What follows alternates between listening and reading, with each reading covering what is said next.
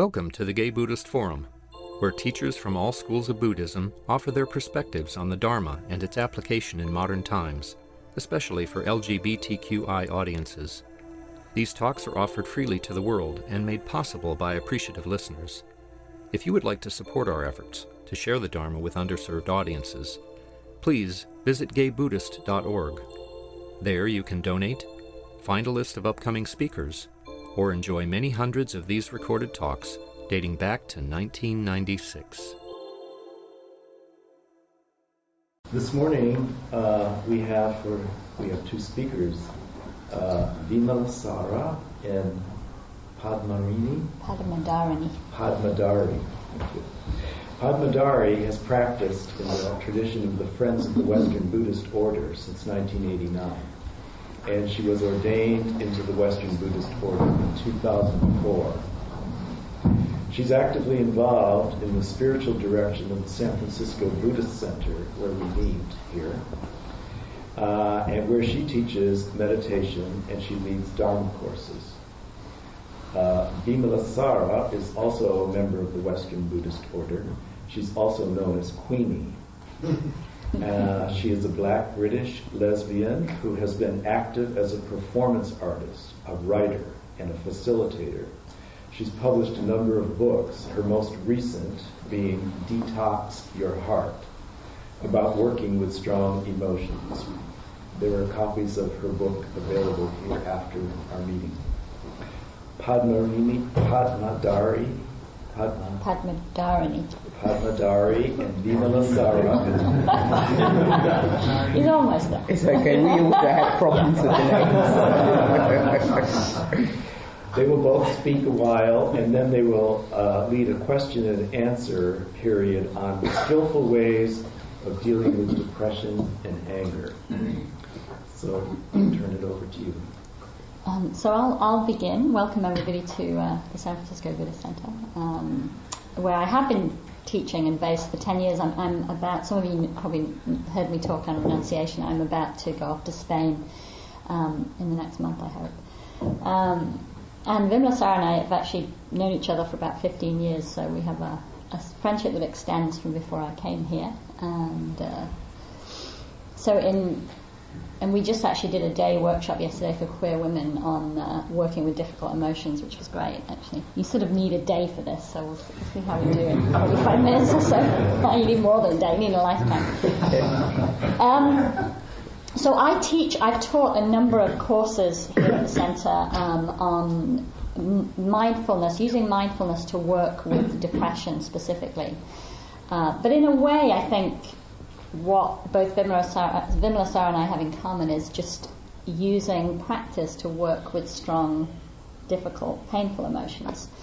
And in a way, by way of introduction to this, I was thinking yesterday when we did our workshop, there's a great sutta, I think it's called the Lassiter Sutta, which describes a man being shot with an arrow. There seems to be a lot of suttas with arrows in them. I don't know what the deal with arrows was then, but a man being shot with an arrow, and then the sutta goes on to describe, there's that pain of the arrows, the pain of being shot, which actually you can't avoid. You can't prevent that from being painful. But then there's the pain that we continue to kind of pour on. So in other words, we keep shooting ourselves with more arrows because we want to know who shot me, why did they shoot me, why me, what's wrong with me, what did I do to deserve being shot. So those are the kind of secondary arrows. So essentially in Buddhism there's just this idea that there's an initial suffering that is unavoidable. And in depression, in the work that I've been doing with depression, one of the things that research has revealed is that people with... Actually, if you've already had 2 episodes of depression in your life, you have something like an 80% likelihood of becoming depressed again. And the reason for that is because of vulnerability to depressed states. So you become more and more sensitive and vulnerable to these states. So, in other words, there's kind of suffering that is there, it's present, we're going to encounter it. But then there's how do we then work with those difficult emotions? How do we work to become more aware of the sort of reactions that we have, the fuel that we pour on difficult emotions? And so Vimalasara's book, I think, is kind of focused a lot on working with some of those kind of strong emotions. And in a way, I don't think I have very much more to say. I sort of thought the emphasis today could be a bit more on Vimalasara. I think you've heard from me before, and she does have this wonderful book. So I'll hand over to Vimalasara. It's a pleasure to be here. I thought I would just tell you a bit about myself, really, and I suppose in the context of the Four Noble Truths, because Shakyamuni left a path for us to follow in terms of working with strong emotions, and when he got to the place of enlightenment, he really came to that place, the truth of the Four Noble Truths. The first being suffering, that there is going to be suffering. We are going to suffer. We can't escape suffering. We may spend a whole lifetime trying to avoid suffering, but we are not going to escape it. And, basically, it says we are going to suffer because we will age and we are attached to youth and beauty. We will get sick. We're attached to having a healthy body, which is going to work for us. And we are going to die. And we are attached to living. And then he says that, that there is a path which leads to more suffering. And I really feel I was really kind of cemented on that path. And I'd say now I've loosened. I can't, I feel like I'm moving towards that path which will take me away from suffering. And sometimes I come very much back onto that path which leads to more suffering. But just in terms of the Four Truths, I think, after that, of the realization that there is an end of suffering, and I really do believe that there is an end of suffering, but it's how we get onto that path which will take us away. And I know in my life, when I say I was very much cemented on that path which led to more suffering, because, I had a lot of suffering in my life and I was aware of that, but I turned to false refuges. I lived a very fast life. I initially started working in the mainstream as a journalist. I started off as an international correspondent and covering Aboriginal land rights, etc. And then I let go of that and started working in the gay world, and I ended up being artistic director of Mardi Gras in London. And many of you will know Mardi Gras or Pride or whatever. It was very much of a rock and roll life which came with parties, cocaine, etc., etc. I worked with, I worked with the manager of Elton John, the agents of Leo DiCaprio, whatever. I was very much working in that gay male world, and I enjoyed it. It was great, but I wasn't happy, and I can remember going on retreats and people saying, "I'm so glad the way I live my life is really quite ethical and whatever," and I think I don't really think my life is that ethical, really. And not because I was working in the gay world, but it was like I'd be on retreat and I could feel those gravitational pulls once I went back into that working world, and I got to a point when I just thought, I just really have to let go of this, and I did, and I decided to really kind of invest in my writing, because I'd always had that writing career and had already written 3 books by then, and that was really great because it really gave me the space to really begin to focus on my practice. And but when I really started focusing on my practice, I really had to come to terms with that I had really strong negative mental states, and I wasn't really aware of it when I was just really living that life where I had a lot of anesthetics. And I think what I want to do is I just really want to read from the opening chapter, because I think it really says at the point of where I was. So it's called A Toxic Heart. There is the days and then the vacant gaze, the morning after, a night of hedonistic laughter. One morning at the age of 29, I woke up, held my head in my hands and cried. I wanted my mind back. My head was fuzzed from recreational drugs. My moods rocketed so high that I was too charged to be able to communicate, and plummeted so low that I sometimes had to keep myself under lock and key. I could party all night with my friends and still manage to meet my daily deadlines as a journalist, but deep down I knew I had blown holes in my brain. There were gaps of missing information, and I joked that I had a poisoned brain. I didn't know it then, but what I had was worse, a toxic heart. On waking that morning, I knew drastic changes were needed. I jumped out of bed and did some headstands, hoping that the blood would flood to my head and revitalize me. The next day I enrolled in a Spanish class, hoping that learning a new language would massage my mind and help me develop new brain cells. Needless to say, I abandoned headstands after putting my neck out several times, and after investing several £100 in Spanish lessons, I became bored and returned to a hedonistic life of champagne and cocaine. This was, after all, what everyone around me was doing, and none of them seemed to worry. Most of them seemed to be managed to keep their life together and hold down a job. Then I discovered transcendental meditation, through which I could get high as I saw it for nothing. My mental states altered, and for an hour or two my heart felt purified. Of course I had to come down from the mountain, but I still sensed something had changed inside me. I wasn't sure what it was, but I knew I had discovered something that would affect the direction of my life. Some months later I realized what it was. I had rediscovered my heart. It was toxic, but at last I was back in touch with some of my feelings. Looking for a more intensive experience of meditation, and with my meditation teacher having left for India, I went on my first Buddhist retreat with the Friends of the Western Buddhist Order. It was here that I was introduced to meditation practices that led to what I described in Buddhism as the four sublime abodes.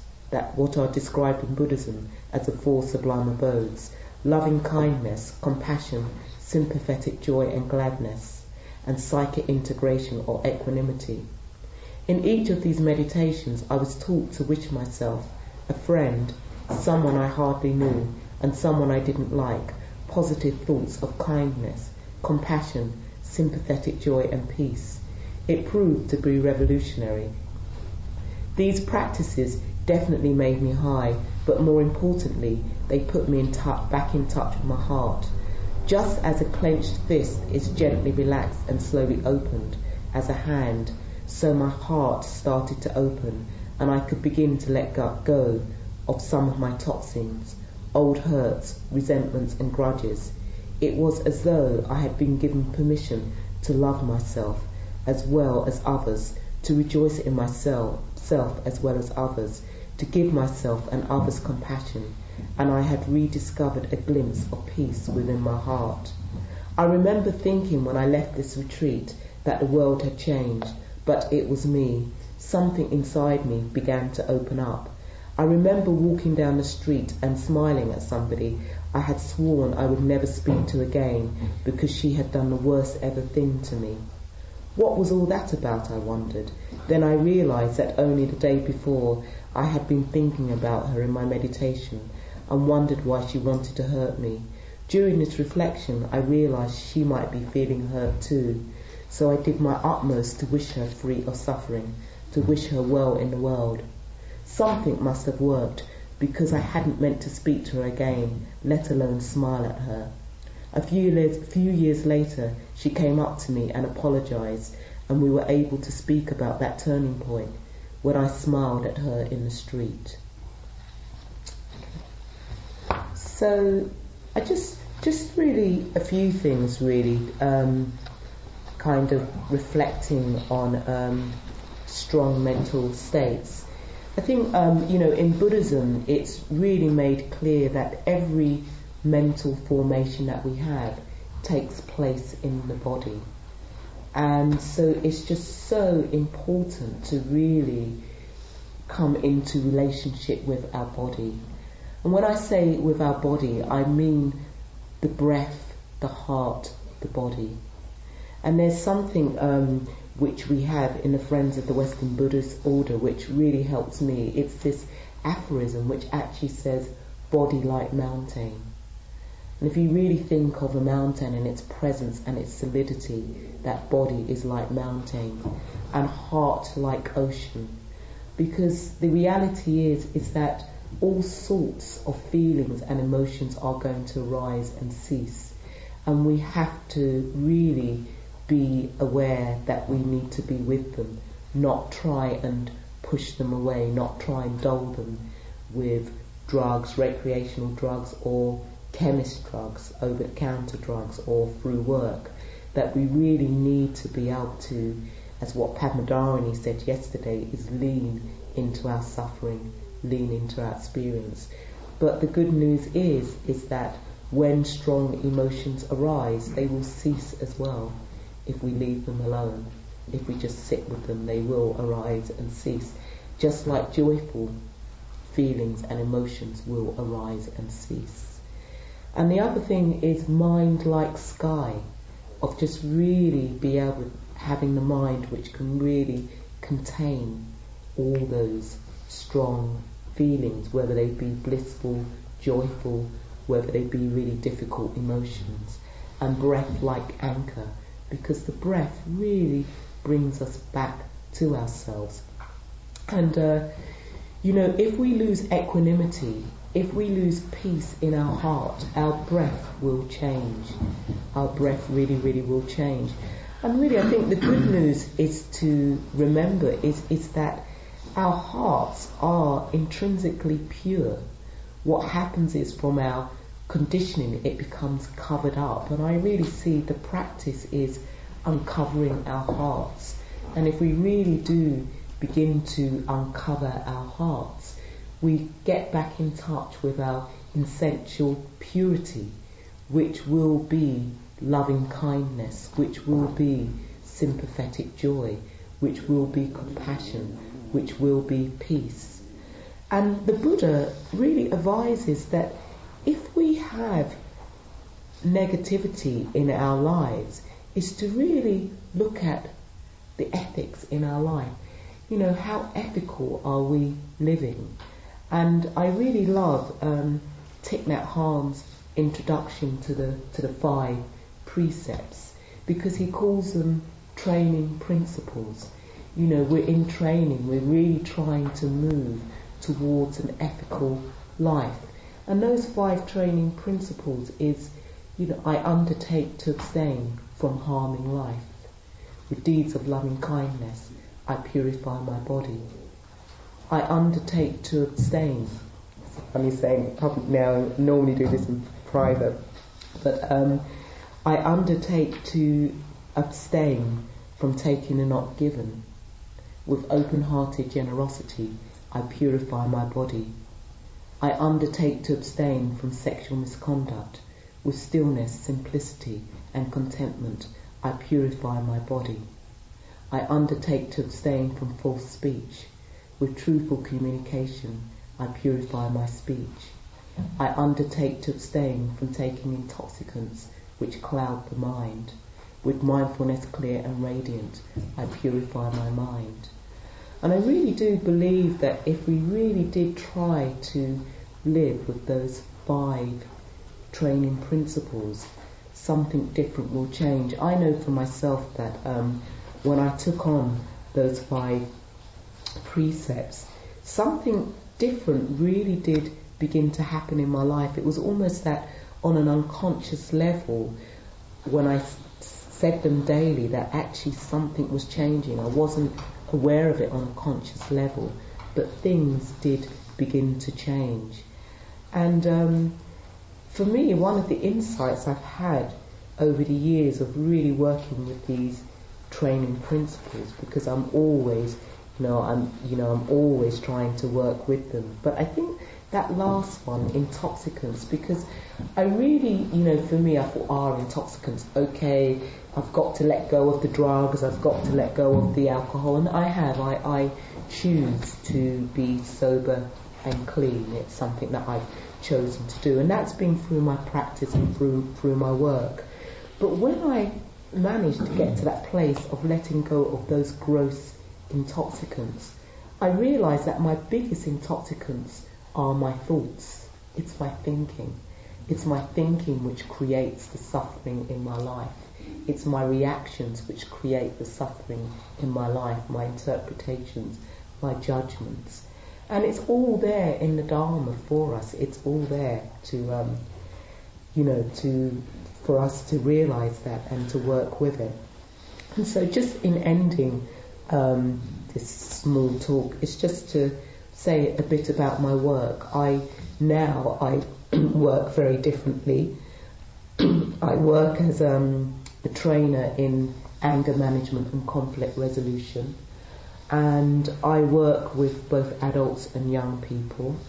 I work in prisons. I work with people who have been drug addicted, alcohol addicted, and I think, as I said earlier, my work really brought me to a place of actually letting go of things like drugs and alcohol, because I really got to a point of how much integrity could I have in my work. I'd be working in that field and really trying to help people with their mental states and that whole kind of thing of helping them to let go of these things. But had I let go of them, had I really let go of them?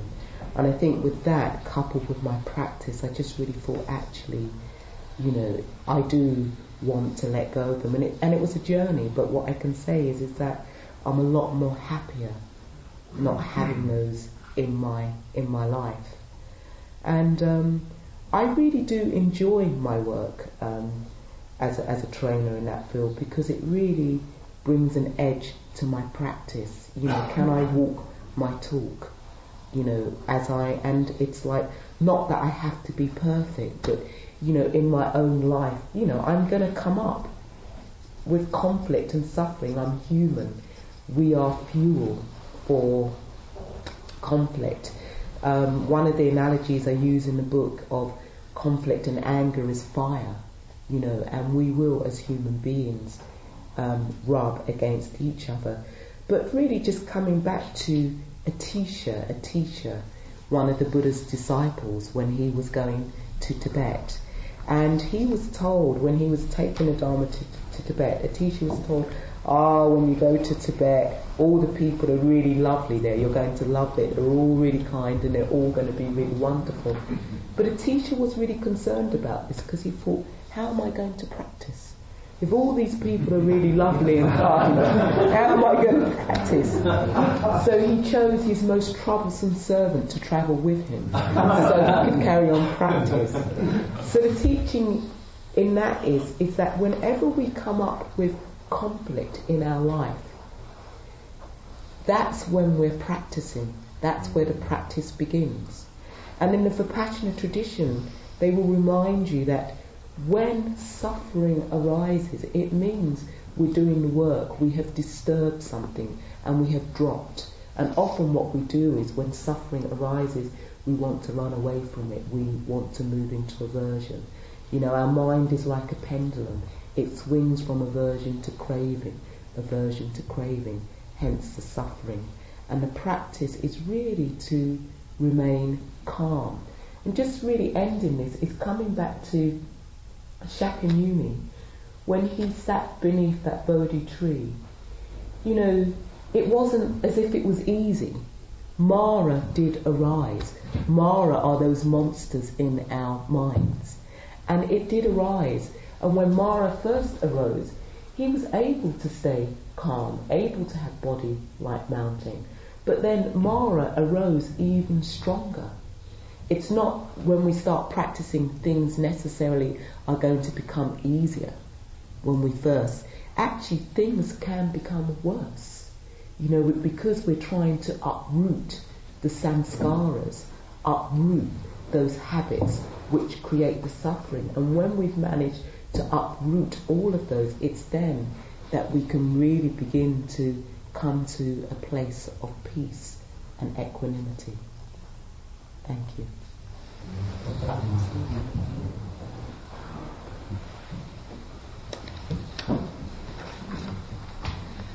So it's open to you for questions. Oh, thank you.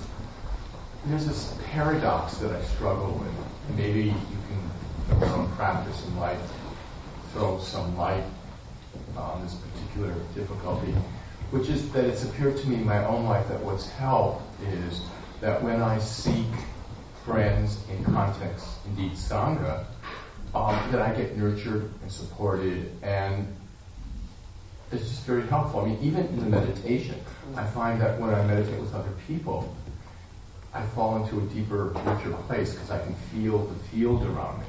So that's one hand. On the other hand, I also experience exactly what you said, which is that when there are situations and people in contexts which are conflictual for me, they open up an opportunity.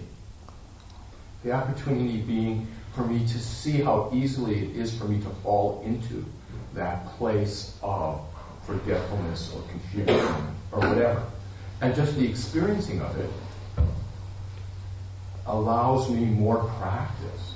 So I find it very difficult between those two places, that yearning to just be with people who serve as luminous examples for me. On one hand, on the other hand, recognizing the benefit from the conflictual. So,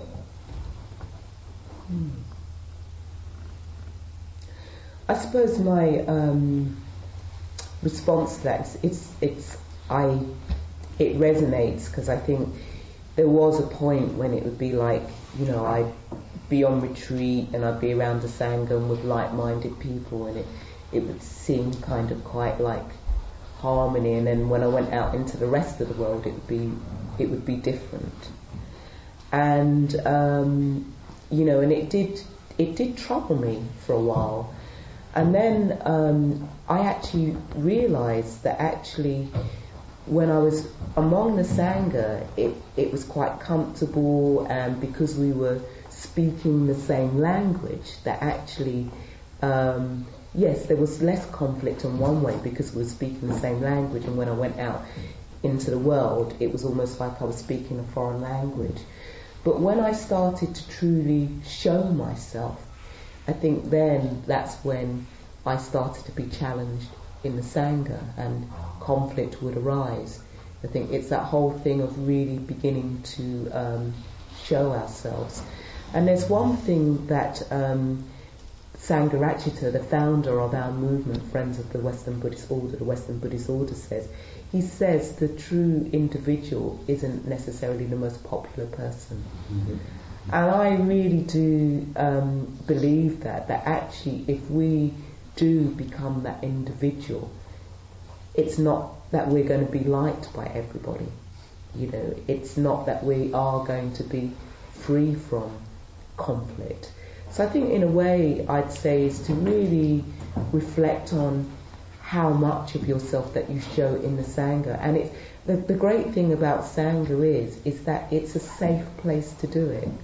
And that actually I know from my Sangha that even when I do come up against conflict, that people are really coming from a place of heart, coming from a place of metta, which is different. That, we're humans and we will make mistakes, but people are really coming from a place of metta, really. So I don't know what you want to... I agree. Yeah. Thank you, Claire. That's all, and then over to you. I have a question. Do you believe there's such a thing as righteous anger? And if you do believe that, how do you keep it from being so righteous anger? There is righteous. I talk about, I break down anger in here, and there is righteous anger. And one of the people interviewed said, it's a thing which will get her up in the morning. It will be the thing which allows him to go on marches and whatever. But actually, is righteous anger healthy? Well, that's my question. Yeah, okay. So, anger is energy, okay? And I really, I'm not saying that anger is a bad thing, or it's a good thing. Anger is energy which arises in us. And the thing which I've really discovered through my practice, or have seen so clearly in my practice, is that if you really begin to sit intensely, you really become aware of the energies which arise. And one of those energies may be anger. And actually what happens is the mind wants to attach it onto something. And when we attach it onto something, we begin to give it life. And the whole thing is can we be skillful with that energy? And I think with righteous anger, often, when I feel righteous, I'm kind of standing right up there saying, these are my rights, this is how it is. And people don't want to hear me because they're cowering. They don't want to hear me. And in a way, it's a bit like, how can I say those same things, letting go of the righteousness? Because in righteousness, there's judgments. There are interpretations. There are the stories we tell ourselves. So in a sense, I'd say that righteous anger harms us. If I have righteous anger, it can harm us. And I think, there are people who have used anger really well. People like Nelson Mandela, Martin Luther King. And if we come to ordinary people, and I think, there was a murder of a lawyer which happened in England this year, and the parents really turned that around and actually used that anger to actually raise money from his death and give that money back to the very people who murdered their son. So that whole kind of thing of how we can be really constructive with anger. And then, there was a case in England where this couple murdered several children. And I was reading in a magazine, it was an interview with the sister of one of the children who had been murdered. And it was really interesting because what she said in that interview was, she said she came to a point when she just suddenly got it. She just realised that actually she had, inevitably this anger and hateful feelings towards these people who had murdered her sister. And she wanted to, self-righteous, she wanted to kill them. And when she got in touch with that, she thought, oh my God, I am just the same as that person who has killed my sister. What right do I have to go out and kill this person? So in a way, it's that whole kind of thing of really giving up in righteousness. I think when anger becomes purer, we have to give up something in the moment. We have to. And I can't. Do you remember the quote? Is it Pemish?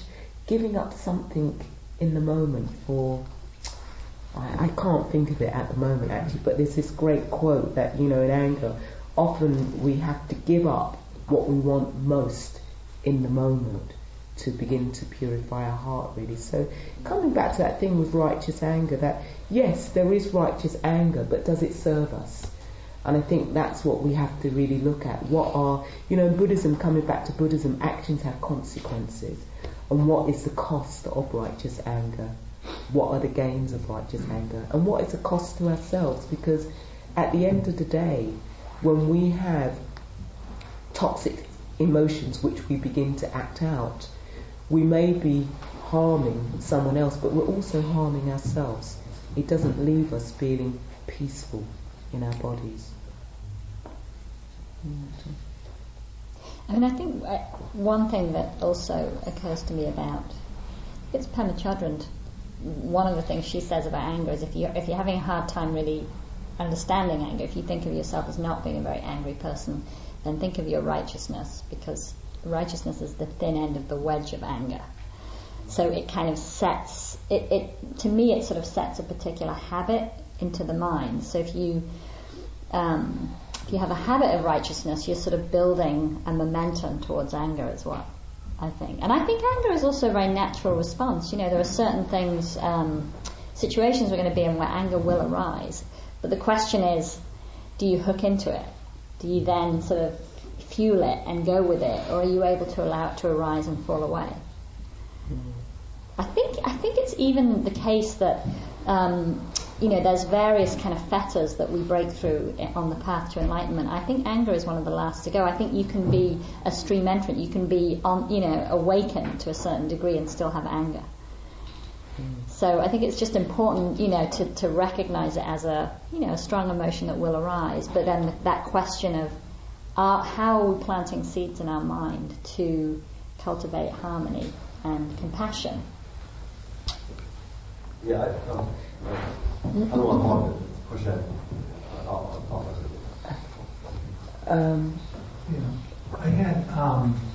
I had a severe depression just recently that I'm just coming out of, and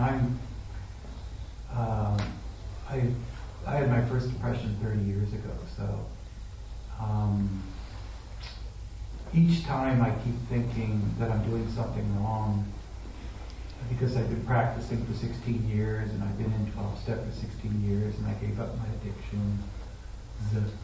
And, it just pissed me off that I crashed. I mean, it just totally crashed. And so that's just one thing that's been happening. Then we're in this, there's a book club that this group started, and we were reading Joseph Campbell. He was explaining Hinduism, and he was explaining the Kundalini energy. And I had only heard bits and pieces. I hadn't read really a good explanation of it before. So I was getting a massage on Thursday, and I felt this wonderful, awareness of my body, but a really detachment and feeling the Kundalini energy as it expressed itself in my central nervous system. I don't know about the chakras. I haven't, I can intellectually, make, but I did experience the central nervous system energy. And so I said, well, this is really nice because I can feel my body and feel not attached to it. And I would like to explore that kind of practice towards these crushing negative states, if I can, feel that energy and keep the identification. I mean, the killer about a depression is I totally identify with the negative thoughts, and they are unconscious thoughts a lot of times. And I've been through more, family of origin stuff than I can bear, and I, and Daddy didn't do this, and Mommy didn't do this. It is in me. So I'm wondering if either of you have had any experience or have any suggestions in terms of toying with this kind of practice, of feeling, the Kundalini energy, and trying to get some, break the identification with the negative states, because that's what's really life-threatening, the identification with the negative states. Well, I can say a little bit about what I've been learning and understanding, specifically about preventing relapse of depression. So similarly, I had my first depression when I was 11, which kind of then more or less continued into my 30s, really, because it was an untreated depression. So I've probably had 4 severe depressions in my life. The most recent one being after I was ordained, which talk about sort of an ego crunch. You get ordained and you come back and you're depressed again. So I had all of that. I can't believe this is happening to me. After all this many years of being a Buddhist and therapy and who knows what, which is part of the trap, isn't it? It's like we think we blame ourselves. And what's interesting in the mindfulness-based work around depression that's being done, and I do want to put a plug in here actually, if you look on our website in October, there is a guy who's coming to town who's the chair of the London Buddhist Centre. He's also a gay man. He's also a psychiatrist, works at the London Hospital. He has been doing this depression work for a while, and he specialises in depression and addiction, and he's going to be doing a weekend here, I think in October, so that's just a plug. But going back to the work, his name is Padmadharini. Padmadharini. Don't ask me to spell it. But going back to the body, I can't address specifically the issue around the Kundalini energy. It's not something I have experienced. But what's very interesting in the course is the foundation of it is the body. So a huge piece of it is recognizing, and this is particularly the case for depressed people, is there's a very strong alienation from the body. So we sort of, and we live in a culture that's very strongly alienated from the body. So the course, the primary practice in this course is body awareness. Body scan, using the breath to come into relationship to the body. And a lot of it is about recognizing that emotion manifests in the body, which is probably similar to what you're describing. It happens in the body at the same time as as thoughts are arising. But what I really kind of learn and have been learning from doing these practices, and I'm really interested in preventing relapse of depression for myself, and feel much more confident at this point, having done this work, that I could now prevent a relapse of depression, is a lot of the training, and it's designed for when you're not depressed, actually, when you're in relapse. A lot of the training is about learning, Vimalasara mentioned earlier, how do we kind of, number one, really recognize that those thoughts are not real. They don't represent reality, but they are going to continue to arise. You cannot stop those thoughts from arising. They're habituated. But what you can do is you can have a different relationship. So a lot of it's about learning how to be more present in your body. The body's a great instrument for that because it's always happening in the present. So you come into the present through the body and learn to be present with what's painful. Because the point being that what makes us vulnerable to relapse is that we're vulnerable to depressed states. So as soon as our mood starts to dip, if you've already had recurring depression, it triggers certain kind of reactions. So a lot of it's about how do you use the body as an instrument, use mindfulness, use the breath to stay present. And I it's so amazing. I was thinking before when Vimalasara was talking that the word that comes to mind for me for sort of my experience in general is vulnerability. Is that actually I had this, what really triggered my first depression was that I was a very kind of sensitive, vulnerable child. And it was that sensitivity that kind of sensitized me to pain and suffering that eventually led to depression. And actually what I've tried to do for years is kind of overcome that sensitivity, and what mindfulness-based work is teaching me is how to come back into a relationship to that vulnerability and really, really inhabit it. So it's actually about deepening feelings. And I suspect that the experience you were having in that, in your body is a sort of beginning of that. It's like realizing that when you come into tune with your body, you become sensitive. That's the healing. It's sort of a counterintuitive thing. You have to come back into relationship to that sensitivity and vulnerability and allow it some space. So it doesn't quite get at what you're asking. I just wanted to ask a quick. You've been meditating for many years. What are the core practices that you use? Well, I was instructed in Vipassana meditation, so that's the modality. But I also do walking meditation. I have a dog, so that invites me to do walking meditation. And with the Vipassana meditation you've been working with, did you do much metta with that? Yeah. Yeah. Okay. Because just the thing that I would just really say is part of that healing is just really being kind. If you crash, it's okay. It really is okay, and that when it becomes not okay, that's what pulls us further down into those depression and dark states. And I know, for myself, I would say my depression was manifested in my eating disorder. I had an eating disorder for, half my life. And when I relapsed, I would just beat myself up. It was just like, And one day I just got it. It was just like, it's okay, and actually what I needed was just a hug to be able to hold myself and just say, it really is okay.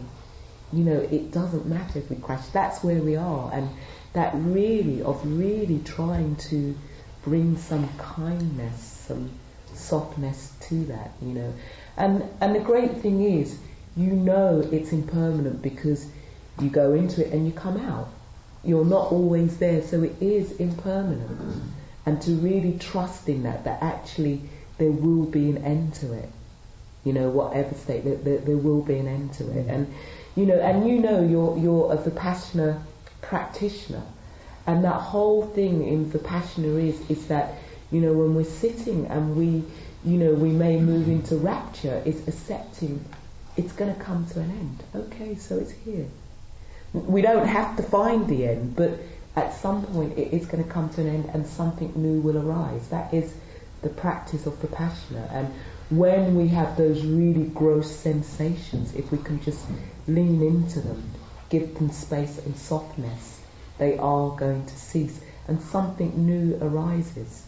So really you have that practice. Vipassana is a very strong practice and a very strong teaching in that, and that those glimpses that, things do cease and arise.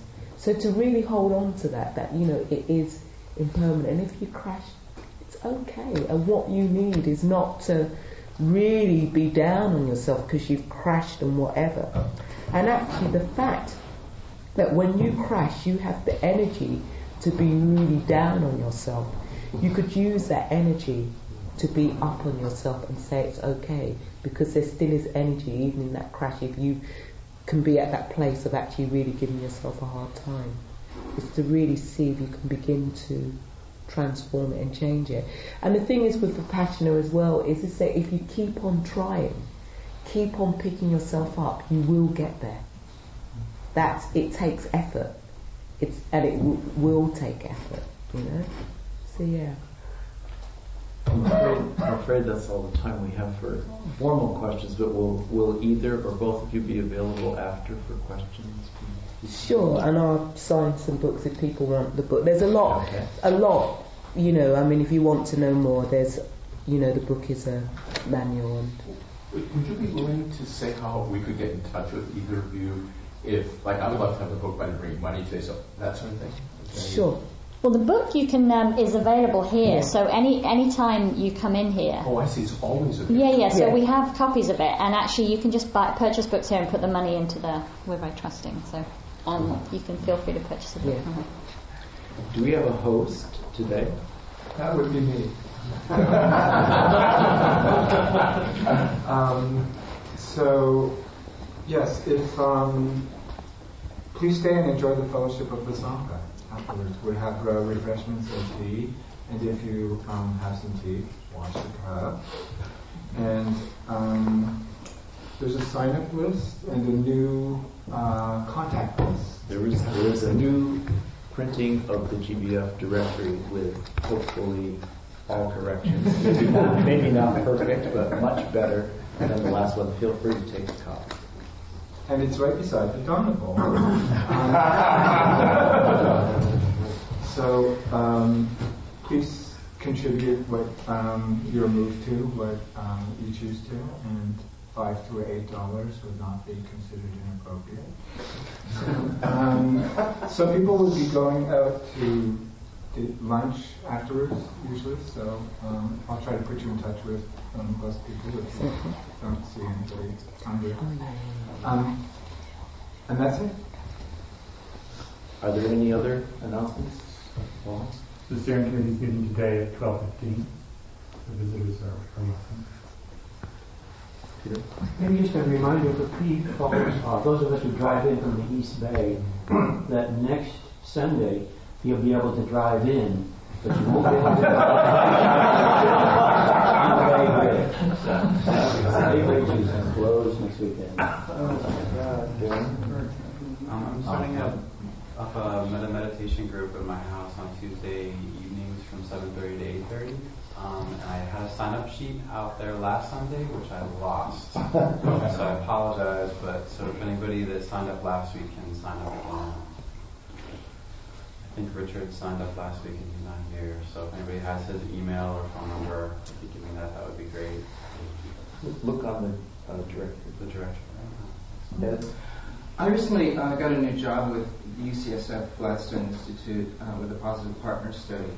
So I'm asking for your help, either if you're part of the Positive Couples, been dating at least 4 months, or know, then please contact me.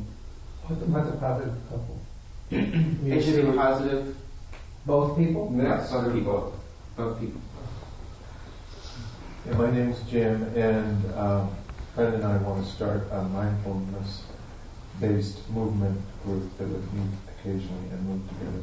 So if you're interested in that, singing and information. Okay. Yes. Our GBF annual retreat will be from October 13th to October 15th, and registration will open early next month. So please remember the date if you're interested. Shall I make an announcement? Just to say that I'm going to be in the Bay Area for 3 months from April next year. So if you wanted me to do a day around the theme of anger and emotions, I'd be really kind of open to that. So I don't know who I should give my email to, but we could discuss that over the internet. Yeah. Okay. Any other announcements?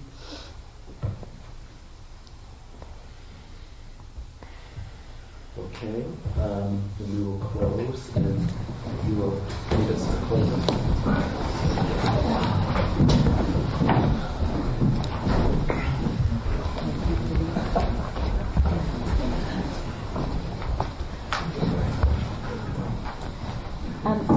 I'm just going to say a few lines of dedication, and you can just, we'll do this in call and response, so I'll say a line, you just say after me. So, may the merit gained May the merit gained in our acting thus go to the alleviation of the suffering of all beings. Go to the alleviation of the suffering of all beings. That's it. Thank you for listening to the Gay Buddhist Forum. If you would like to hear several new talks per month and be notified of upcoming speakers so you can participate live, please subscribe to this podcast, like us on Facebook, and join our mailing list by visiting gaybuddhist.org.